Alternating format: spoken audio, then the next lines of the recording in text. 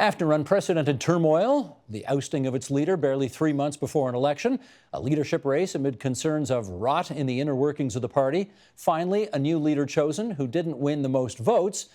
Well, perhaps it's not all that surprising that the Progressive Conservatives hit the campaign trail without a fully costed platform. What they do have, they're calling a plan for the people. And joining us now to dig into what's in that offering are John Duffy, Liberal Party strategist, founder and principal at Strategycorp. Ginny Movat, PC strategist, senior consultant at Crestview Strategy. Peggy Nash, former NDP MP for Parkdale High Park.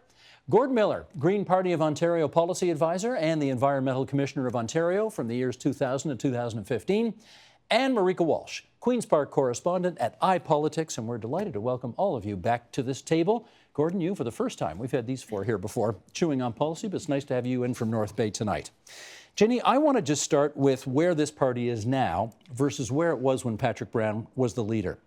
They had a much bigger lead then. It's neck and neck right now. What do you think's happened? So I think it has a lot less to do with who the leader is and a lot more with proximity to Election Day. So months back, the voters were sort of telling pollsters that they had had enough. They were done with the government. And they were sort of parking their vote. I think they probably were unclear. The undecided number was probably quite high. In fact, it certainly was. And they didn't know where they wanted to land. The PC brand was relatively familiar to them. They flirted voting PC before in the past, maybe. Maybe they voted PC in 2011 when the PCs had a few more seats. And Patrick Brown was relatively inoffensive. He was a new face. He wasn't saying anything at all radical. So people were parking their votes with pollsters, I think. And now what you're seeing is, as it's becoming even more clear that people want change, the NDP, the Liberal, the bottom has dropped out of the Liberal number. The Liberals are polling very badly. There really are only two options on the table, the PCs and the NDP, and people are pretty split. They don't know which way they want to go. They know they want change, but they're not sure what kind of change they want. John, why is the race more competitive today than it was 6 months ago? I think Ginny's right about a lot of what she's saying. I think if you were to summarize what's really happened in this period of time, it's that the Liberals have been taken out of contention, and the Premier, made that clear with her gutsy statement over the weekend. In addition, I think either of the two contenders, Mr. Ford or Ms. Horwath, probably could have and should have closed the deal by now. And the reason why I don't think they have is because I think there are deficiencies with the NDP brand. People are concerned about what an NDP government means historically and in context around the country. And I don't think that attaches to Ms. Horwath as much. Mm-hmm. And in the case of the PCs, who I think are a more sort of trusted brand, there's a lot of concern about Mr. Ford. And I don't think actually the PCs have done themselves a big favor by putting forward a non-platform that isn't terribly transparent. We'll get into that in a second. Get into that. Yeah, indeed. So that's why I think it's so competitive, because neither of the two contenders has been able really to close the deal, and people are genuinely saying, what do I do here? Should the NDP, Peggy, have been able to close the deal by now, given who the leader of the PC party is? And I'm not saying that as a critical thing, but he is a lightning rod of a figure in Ontario politics. It's just plain to say. Yeah, I mean, he's certainly a divisive figure, and we're seeing this week increasingly he's an invisible figure where he seems to be in hiding. But I think that with the changes that both Ginny and John have described, is that we're seeing a very big change in the Ontario political landscape. And I think that for the NDP, their appeal now has to be to those Liberal voters who overwhelmingly don't want to elect a Doug Ford government. And so they have to decide if they stay with the Liberal Party. That's exactly what they're going to get. And so the appeal this week is to say to them, if you don't want Doug Ford, then you need to go to Andrea Horwath. And hopefully, if enough Liberals decide that they don't want a Doug Ford government, then that will close the deal and we'll be able to make that kind of positive change that people say they want in Ontario. Does the absence of a fully costed platform, in your view, Gord, in the way that the other parties have done that, how damaging has that been to the PC's prospects so far? I think if anybody looks at the situation the platform presented, it's extremely naive, as well as being, and it really indicates that they don't have a good handle on important facets of government, and there's mistakes in there, and the complete abandoning of any climate change program in this time in the world it seems foolish and naive. So, I mean, there's nothing reassuring in that platform, I think, for voters that are struggling on the horns of a dilemma between these two major parties. You've been covering the campaign, Marike, and I know you've asked this question because I've been with you, watching you ask it almost every time the Conservatives have an announcement to make. What is their explanation for why they are not releasing a fully costed platform? Their explanation is that they have released one. And they're sticking to it because, of course, they can't admit that it's not fully costed, right? You don't want that clip airing 3 days before or 2 days before an election campaign. But the bottom line is that there are way more questions than answers about the Conservative platform. And I think that goes to John's point about why neither party has sealed the deal. Because while it's not changing massive numbers of votes, the fact that they don't have a platform that's fully costed, that really explains what they want to do, is cluing in with some voters, at least. The fact is, they haven't. I beg to differ with a bit of that. Beg away. So I think this question of is a plan, a platform, do voters care? I think voters care. They want to know what the promises are. And Doug Ford's been pretty clear about his promises. He's got sort of 5 buckets of promises. He's going to put more money in people's pockets. He's going to clean up the hydro mess. He's going to create more jobs. Well, you know what? Actually, I'll give you a hand here because I got them here and we can put these up and then I'll let you continue your answer. But since, here's what, Sheldon, you want to bring this up right now? Here's what the plan for the people looks like. That's what it's called. Lower electricity bills by 12%, add $3.8 billion in new support for mental health, addictions, and housing, add $5 billion in new subway funding. That's in addition to the $9 billion already in the works. Minimum wage earners pay no income tax, a 75% refundable tax credit for childcare at a cost of almost $400 million to the Treasury, and find this is the one that Mr. Ford loves to remind us of, is a find 4% efficiencies within government, driving efficiencies, which works out to about $6 billion. That's in essence the bare bones of the plan. Yeah, there are some other pieces that sort of that are less about what money they cost, like canceling the Green Energy Act, things like pieces like that I think are important as well. But what my point on this question of a plan or a platform, this is a plan. These are a set of commitments.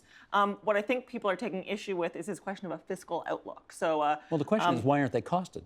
There's no well, way to raise the money for all these things. But there are prices attached to those. There aren't for all of them. So let me make my point. So there are prices attached to each of those commitments.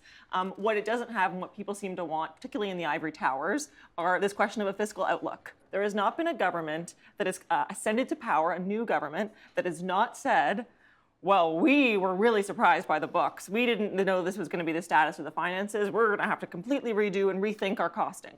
Doug Ford has said, I don't know what the state of the books are. The Liberals tried to tell us. The Auditor General said, oh, no, you're actually wrong. You missed by $1 billion. The NDP tried to come up with a fiscal outlook. Turns out it was wrong. They were off by a few $1 billion. So what Doug Ford's saying is, I don't know. All I know is what I'm going to commit to you, and I'm going to make it happen. It might mean that I have to run a few years of deficits. He's been pretty clear about that. And I think that resonates with voters. Voters want to know what you're going to try to get done when you get into government. Before I let John Duffy answer this next question, you've written a platform or two in your day? I have. How many? 3 national platforms and had a hand in 2 provincial platforms. And so specificity, detail matters? Well, what's amazing about this program, whatever it is, and Gordon's right, I mean, to talk about litter instead of climate change and call that environmental is a laugh line, given the gravity of the situation. People are having trouble flying around the continent because the weather's gone haywire because of climate change. And the answer is, let's focus on litter. But the thing focusing on the fiscal side of this, I had the privilege of working on and doing the first cuts of something called the Liberal Red Book federally for Mr. Chrétien in 1993. Now that was 25 years ago. And it at the time did something groundbreaking. It had a full costing, which accounts for the prices, and a fiscal framework, which accounts for how you're going to pay for it. Those are the 2 sides to get the terminology cleared up. And it was hailed as a great measure, not because it was such a cunning fiscal strategy, but because it was a revolution in accountability.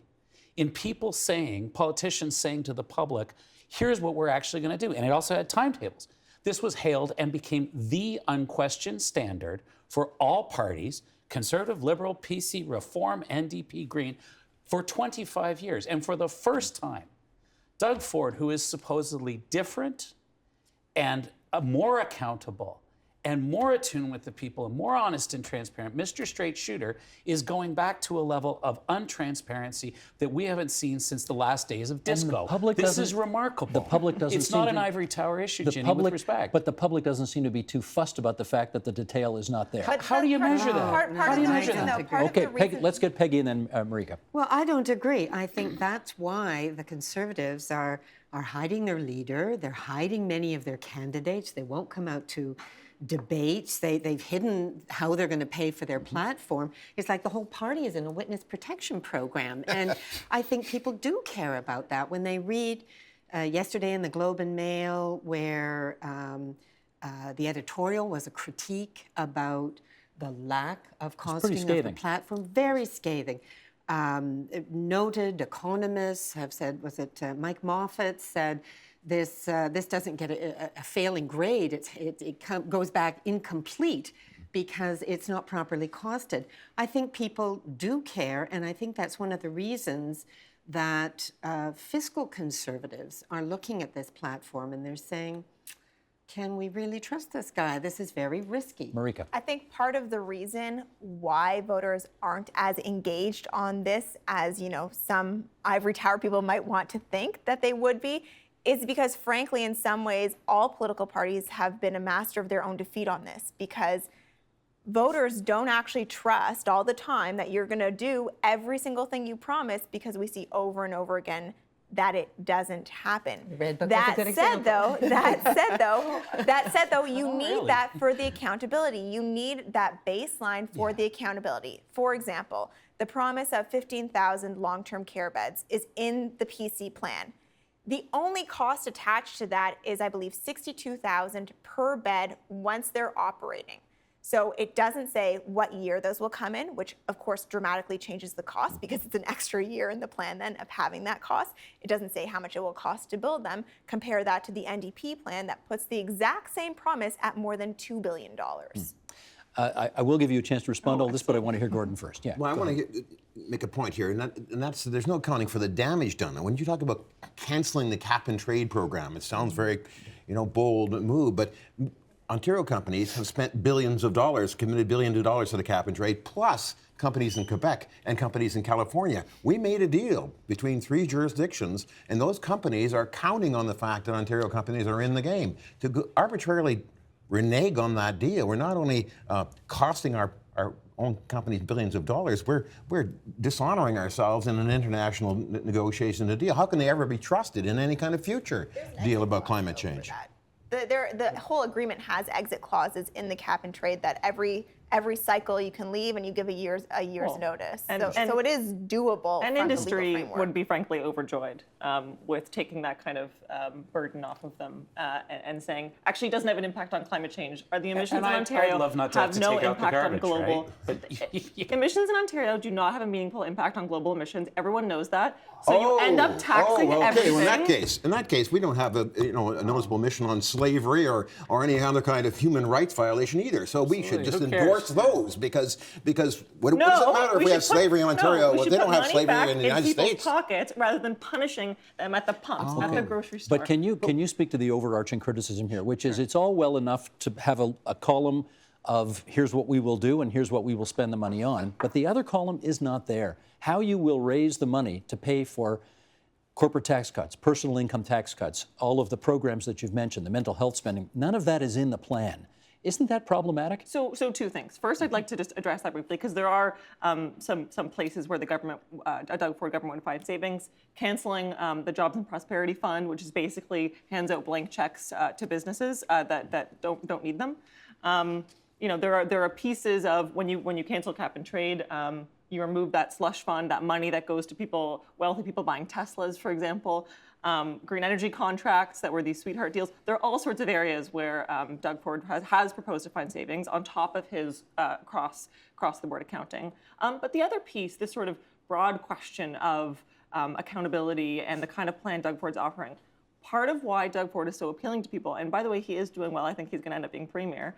It's reflected in the polls. Part of why he's so appealing is because he doesn't get lost in the kinds of academic conversations we're having here today. He talks to people about the day-to-day impact that policy has on their pocketbooks. He talks about a buck of beer and people wanting a cheaper 2-for on their way to the cottage on the weekend, beer and wine in the corner stores. and getting it on a stat holiday maybe He because also, it's in though, corner talks stores. about, he also talks about ending hallway medicine, for example. He does. That's a huge issue for every single Ontarian. But there is so little detail on how he would get there. And the main promise in the platform is this long-term care plan that has also very little detail. The other elements of this massive promise to end hallway medicine that is not an easy feat by any means is that the party told me the other day that they're going to increase hospital spending by 4% each year. That's something that the party has told me, but is not in the platform, and the leader has not said. So how do you have that accountability and that clarity of how these things that, as you say, voters really care about get done? At the time you're making $6 billion in cuts that the party has never said, we don't know where that's going to come from, and how many nurses or teachers are going to lose their jobs, how many schools are going to close. We don't, well, no, $6 billion, it's very concrete. Where is that money going to come from? Your party's also committing to billions of dollars spending. So no, but you're talking about $6 billion in cuts that you have not been upfront with the people of Ontario about where that money is going to come from. One at a time, gang. One at a No, time. he doesn't talk about cuts, but what he talks about is he talks about finding efficiencies. Driving Now, let's efficiencies. just go into that for 1 second, okay? There's 2 key points to make about that. The first is what Scott Clark and Peter DeVries, 2 federal civil servants who've written more budgets than just about anybody, said. And they said that phrase is code for, quote, we have no idea what we are talking about, end quote. That's from the authorities in Canada. The second point, and you can call them academic, but everyone understands this. The reason hallway medicine happens, this doesn't make Liberals happy to say it, so we don't say it very often, is because Ontario has the lowest per capita spend on human services of any province, lower than New Brunswick, lower than PEI. So if you're going to find those famous 4 cents on the dollar, I have news. They've already been found. They were found under the austerity budgets per the Drummond report that bent the cost curve and squeezed the money and led to the hallway medicine sometimes, unfortunately, that Peggy talks about. So you cannot promise logically. This isn't an academic point. How many Drummond recommendations did the Liberals implement? Most of them. No, absolutely not. There are hundreds of Drummond recommendations that have not been implemented. So there's a really good resulted in taming the deficit. I can break this tie here. Hang on, I can break this tie here because we've actually asked Don Drummond about this, and he says about 85% of the recommendations have been acted upon. Yeah, which is a big number. So you can't have, we'll fix hallway medicine at the same time as you say, well, we're going to actually screw down healthcare costs to find that 4%. And if you don't find it in healthcare, you got to find about 8% somewhere else. So it just isn't. It isn't transparent and authentic, and I don't think anyone really believes he's going to do any of this. Except that people have lost faith in the government of the day over the course of the last 15 years very, very clearly. So so people are saying we accept that. Yeah, of course, and kudos to the Premier for I thought she did a very honorable thing. So kudos to what people have said. There is very clearly waste. People have said bad decisions have been made. Gas plants have been canceled. The e-health scandal, the orange scandal. These things cost billions of dollars. So part of it is Doug Ford saying, I'm not going to make those kind of bad decisions. I'm going to open the books. I'm going to listen to the Auditor General. Tax cuts. Refraining from bad decisions doesn't pay for tax cuts. It costs billions of dollars. They're mistakes that cost billions of dollars. Of the past. But going forward, how do you pay for tax cuts with avoiding bad decisions? And those tax you have cuts to come up with offsets. And those tax cuts, I mean, let's be very clear. And if Doug Ford wants to be transparent, he should be clear with the people of Ontario that it's the wealthy that are disproportionately going to get those tax cuts. The $1,200 a year is for people making over $100,000, whereas the average person is going to get $18 a year. So he should be very clear who he's making those tax cuts for. People are going to get money back in their pocket all sorts of ways. Everyone that drives, everyone that uses gas is impacted by a gas tax cut. But he should be clear with income people tax cuts. Can I pick up on that? But not only are the tax cuts going to disproportionately benefit the wealthy, but then the cuts are disproportionately going to benefit people at the lower end of the income scale. Talking about how you're going to pay for things, cutting taxes on businesses, both corporate business and small business, creates growth. Growth adds to revenue, and revenue allows you to pay for things that you let me pick up on that. Hang on. I want to pick up on the revenue angle there because in the previous incarnation of the PC party platform, it was called the People's Guarantee, when Patrick Brown was the leader.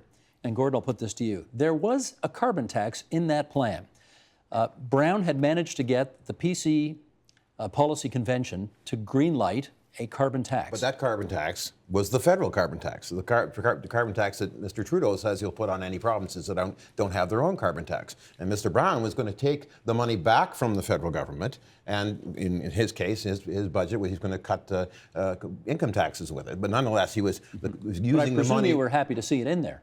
I was happy to see a carbon tax. I would prefer to get something more aggressive for addressing our problems in the municipalities with adapting to climate change and extreme weather events and such things. However, but there's a double counting that was going on there, right? So he said, we're going to get the money back from Mr. Trudeau, and then we're going to cut spending by cutting the liberal slush funds. Well, he said he'd rebate it to people. He said he'd give it back to people in tax cuts. But anyway, the money comes from the feds, goes off the taxes, but he's also, another part of his budget, he said, that slush fund, we're going to kill that slush fund. So but the question I wanted to ask you is, what do you see in what Doug Ford and the PCs have announced so far that you think speaks to those who care about the environment? Well, the point's been made that the environment section is an embarrassment. I mean, it talks about controlling litter in parks. Litter is an environment situation. That's what people experience in a world on a of day-to-day climate basis. change, in a world of the sixth mass extinction, where biodiversity around the world is threatened. Ontario is putting forward, and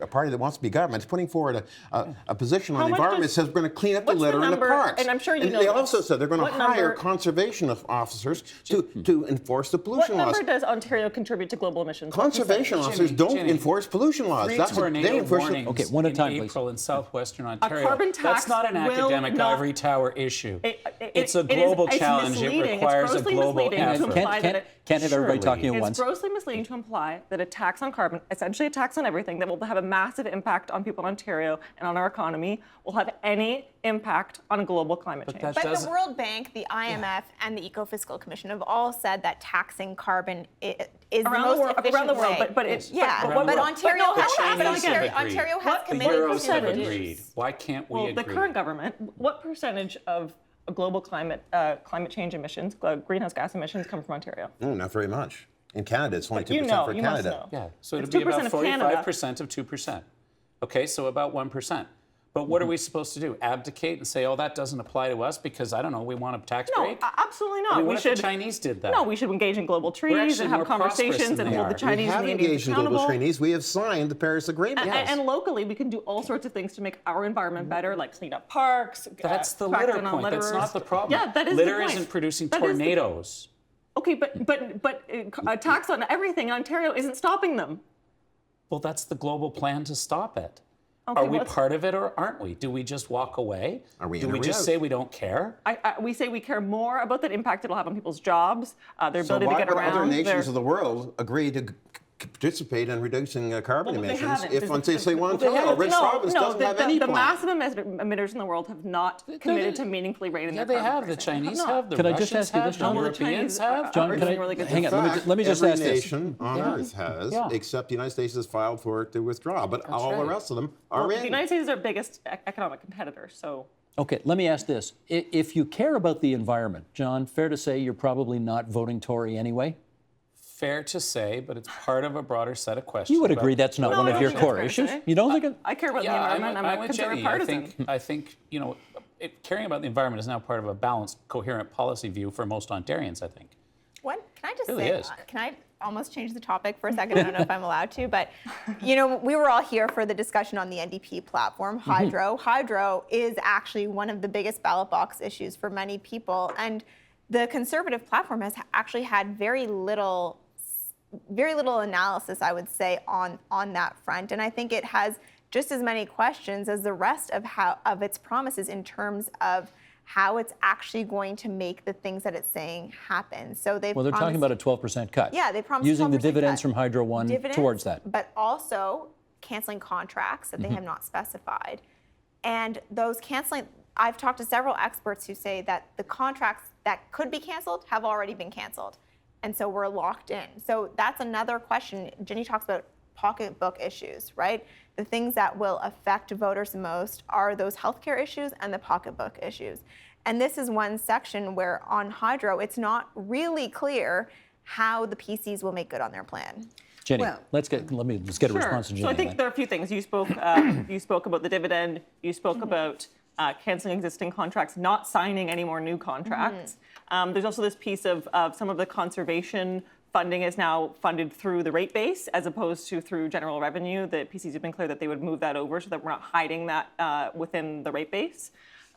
Those are a few pieces, and I think it's an important on hydro and on green energy, a really important distinction point between the NDP and the PCs, because it's something where voters have been really clear that they want change, and I don't think the NDP represent change. So if you live in southwestern Ontario and you don't want to see any more windmills that aren't contributing enough to the energy supply and that are a massive sort of blight on rural Ontario, you will see more of those under the NDP. They're not going to cancel the Green Energy Act. The PCs will.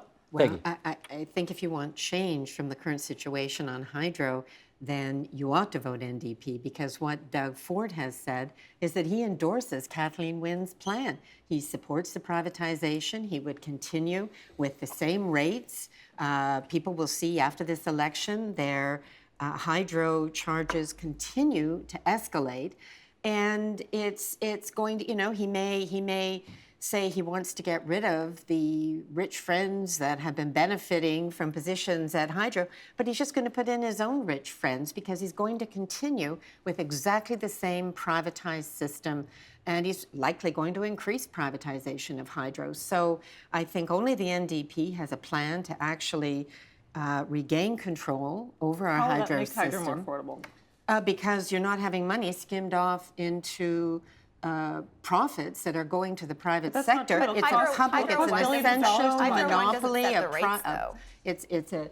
The Hydro government one doesn't set the rates. The OEB, the Energy Board sets the ultimately rates, so controlled they don't by the decide. government. Ultimately controlled by the government. With just a few minutes left, let me jump right in here, and I want to try one last thing.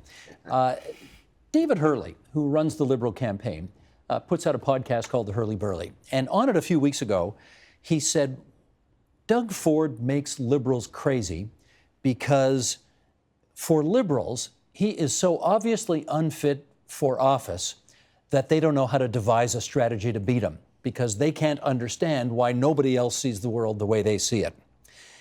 And John, let me just get you to start a bit of a discussion upon that.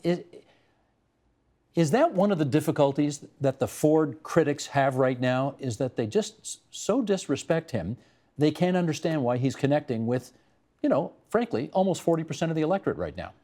I don't think so. I think, look, there's a million problems with the campaign the Liberals have had. I think that voters actually do have a problem with connecting with Ford and what he's saying, and that's why his campaign has been the other campaign that has shed a lot of vote over the course of the electoral period. I think, deals like this plan, or whatever you want to call it, this set of commitments in a brochure, really underscore the question marks around this. And that's why I think, to go back to where we started, both of the two leaders in contention haven't really closed the deal. That's actually the Liberal argument. That goes to the Liberal argument, which says, look, there's a reason for that, because what the offering is of Horwath and what the offering is of Ford is so deficient that probably the best thing to do is not give them the untrammeled power of a majority, put a brake on them, and vote Liberal in the areas where Liberals are in contention at the riding level. Peggy and Marike. But John, you can't just elect a minority government. What the Liberals are saying is they would prefer a Doug Ford government to an Andrea Horwath government. Absolutely. I think I made it pretty clear that's obviously not the case over the course of the last half hour. Liberals overwhelmingly don't want a Doug Ford government, and yet what Kathleen Wynne is saying is that by staying with the Liberal Party, the only outcome will be a Doug Ford government. And if she truly wanted to stop Doug Ford, what she would say is defeat Doug Ford and go with the party that can do that, because Marike, only Andrea Horwath can defeat Doug Ford. I think minute, your Marike. question was on David Hurley's comments, and I actually think that in some ways he has hurt his own party and he hurt his leader in those kinds of comments, because it further motivates Doug Ford's base, which, while he is a divisive leader, he is a very, very, very motivated base. The people that support him will go out there and support him. And comments like that can appear condescending. Similarly, his comment about Doug Ford on live TV, a few weeks before the campaign started, also can be seen as condescending, which can also, again, turn people off Liberals. Just, I'm getting the hook here, but for those who've forgotten, he called him Richard, or Richard's nickname, something like that. Anyways, I want to thank everybody for coming around the table tonight here at TVO from close by, and Gordon from far away, North Bay, to be with us here on TVO tonight. Thanks so much, all. The Agenda with Steve Bacon is brought to you by the Chartered Professional Accountants of Ontario, helping businesses stay on the right side of change with strategic thinking, insightful decisions, and business leadership. Are you on the right side of change? Ask an Ontario CPA.